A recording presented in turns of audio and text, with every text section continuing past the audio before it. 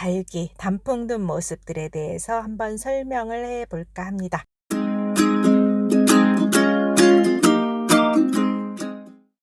럭셔리 다육을 사랑해 주시는 세번님들 안녕하세요. 오늘 럭셔리 다육의 주제는 뭘까요? 뭐를 말씀을 드릴까 생각하다가 다육이 단풍 든 모습들에 대해서 한번 설명을 해 볼까 합니다. 다육이 단풍, 다육이 물들이기. 어떻게 하면 내가 내 다육이가 남들의 다육이보다 남들만큼 예쁘게 물이 들까, 그런 것에 대한 이야기예요. 한번 귀 기울여 주시길 바랍니다. 자, 럭셔리 다육의 하우스, 럭셔리 다육의 농장을 방문하셨던 분들이라면 한결같이 아이들이 왜 이렇게 물이 드느냐, 자주 말씀하시는 것들은 그럼 단풍이 멋지게 든 대품들의 모습을 보고 모두 다 칭찬을 해주십니다. 세번님들의 공통된 의견이 럭셔리 다육은 대품이 많고 물이 잘 들어있고 싱싱하고 건강하다, 이런 말씀들을 해주시는데요.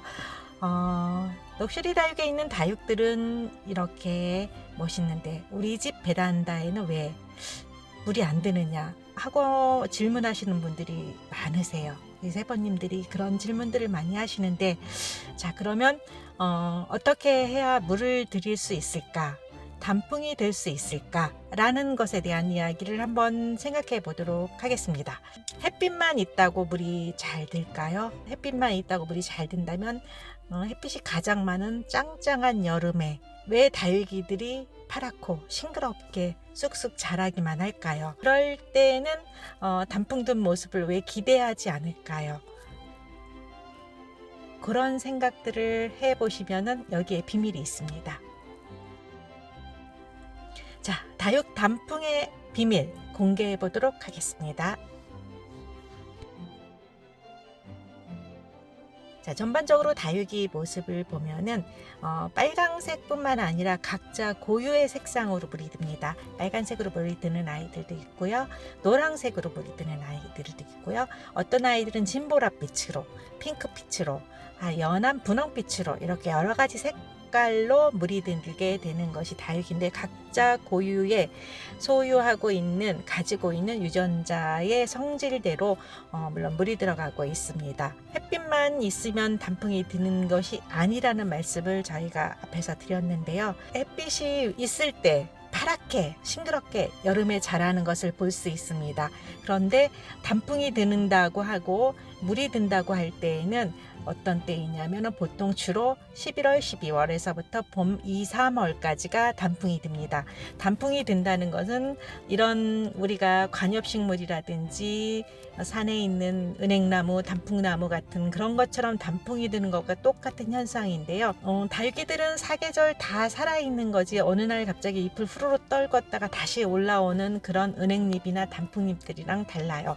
그래서 온몸에 빨갛게 단풍 든 것처럼 물이 들었다가 그랬다가 다시 또 초록색으로 싱그럽게 물을 빨아들이면서 또 성장하는 모습을 보여주고, 그리고 또다시 일정한 계절의 흐름에 따라서 다시 또 물을 들여가고 있습니다. 그래서 물 드는 원리는 단풍과 비슷하지만 낙엽이 지어서 떨어져서 죽는 이런 나무들과는 다르게 항상 그 나름대로 모습을 간직한 상태에서 색깔만의 변화가 일어나는 겁니다.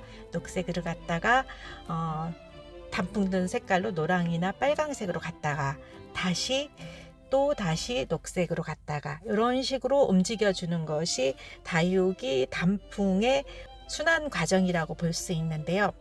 다육이 물드는 비법, 다육이가 물들게 되는 원리, 가장 근본적인 원리가 뭘까 하면 그건 바로 온도차, 일교차입니다. 날씨 차이가 20도 이상 이렇게 나게 되면은 15도에서 20도 이상의 온도 차이가 나요. 아침 기온과 저녁 기온과, 그리고 낮 기온의 차이가 이렇게 크게 나게 되면은 그때는 이제 다육이들이 물들이기 시작합니다. 그것이 단풍이 드는 과정이고요. 단풍이 드는 가을철에 이렇게 은행잎이나 단풍잎이 물이 드는 것을 생각해 보면 똑같은 현상이라고 볼 수 있습니다. 성장이 주춤해지고 일교차가 커지게 되면은 다육이들이 단풍을 들게 돼요. 그래서 일부러 요즘은 이제 흔히 민간요법이라고 하죠. 그런 요법으로 알코올 같은 거를 살짝 섞어서 뿌려주면은 다육이의 온도를 뺏어가고 빨리 추운 느낌을 들게 해줌으로 인해서 단풍이 더 빨라진다라는 그런 것들도 하고요. 저녁 시간대 스프레이를 뿌려줘서 온도를 내려주면은 단풍이 빨리 들게 한다라든지 여러 가지 비법들로 다육이 단풍 드는 환경들을 조성해 주기도 합니다. 다육이 물들여짐을 기대하려면 다육이들도 건강해야 돼요. 건강하다는 거는 제 계절에 맞게 잘 자라준다는 것도 상당히 중요한 일인데요. 여름철에 싱그럽게 또 푸릇푸릇하게 잘 자라는 것도 녹색으로 충분히 빨아들여서 엽록소가 작용을 해서 녹색으로 진하게 있고 건강한 아이일수록 가을에 단풍 드는 것이 더 예뻐집니다. 그래서 여름에는 싱그러운 녹색이 정상이고요. 겨울이 되면서 단풍이 드는 것이 정상입니다. 그래서 여름에도 사계절 다 정성 들여서 제대로 키워서 여름에도 푸른 빛을 갖게 하고 그리고 단풍도 예쁘게 지게 만드는 것이 또 우리 다육 매니아들의 몫일 것도 같고요. 그래서 내 다육, 남의 다육, 옆에서 키우는 다육하고 서로 비교가 되는 것일지도 모르겠습니다. 자, 이제 베란다에서 키우는 아이들과 저희 같은 이제 온실에서 키우는 아이들의 차이점이라는 거는 일단 온실 같은 경우는 이제 하루 종일 일조량이 많습니다. 그런데 저녁 되면은 아무래도 온도가 많이 내려가게 됩니다. 그래서 일교차가 커지게 되기 때문에 저희 같은 온실에서 키우는 아이들은 다른 데서 키우는 아이들보다는 아무래도 단풍이 잘 들게 되고요. 집에서 베란다에서 키울 때는 외벽이 있고 창문에서 들어오는 막아주는 열 때문에 실질적으로 온도 차이가 그렇게 많이 나지 않습니다. 그래서 베란다에서 키울 경우에는 아무래도 온실에서 키우는 것보다는 단풍은 덜 적게 들 수 있습니다. 그래서 일교차를 집안에서 베란다에서 키우는 다육이들을 많이 하게 해줄 경우에는 베란다 거리대에 내두면서 햇빛을 충분히 보게 해주는 것도 상당한 방법이고요. 또 최대한 버틸 수 있는 데까지 다육이가 버틸 수 있는 데까지 노숙을 시킨다든지 해가지고 다육이들이 일교차에 많이 적응을 하면서 단풍을 들게 만드는 것, 그것도 또 저희가 부지런을 떨어서 얻어내야 되는 그런 결과물이기도 합니다.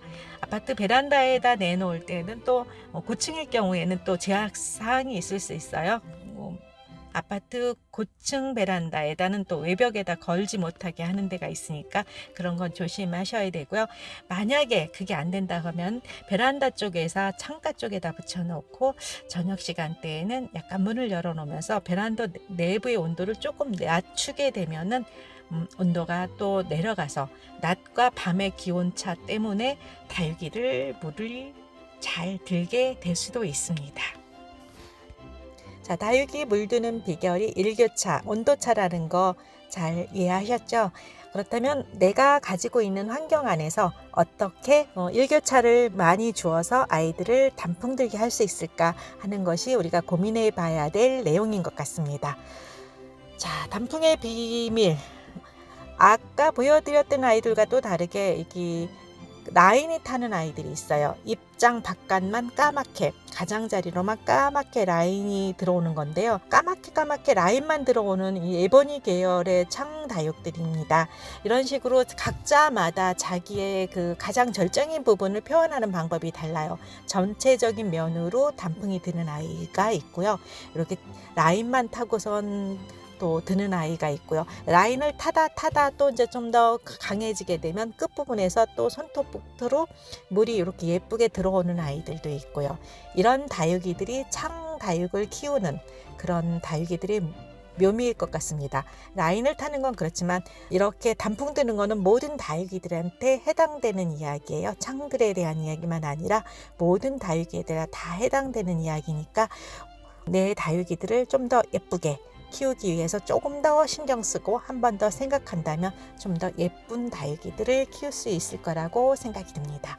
자, 이제 오늘은 다육이 예쁘게 물들이는 방법에 대해서 알아봤습니다. 다음번에는 좀 더 재미있는 이야기들, 더 즐거운 이야기를 가지고 찾아뵙도록 하겠습니다. 감사합니다. 럭셔리 다육의 세움이었습니다.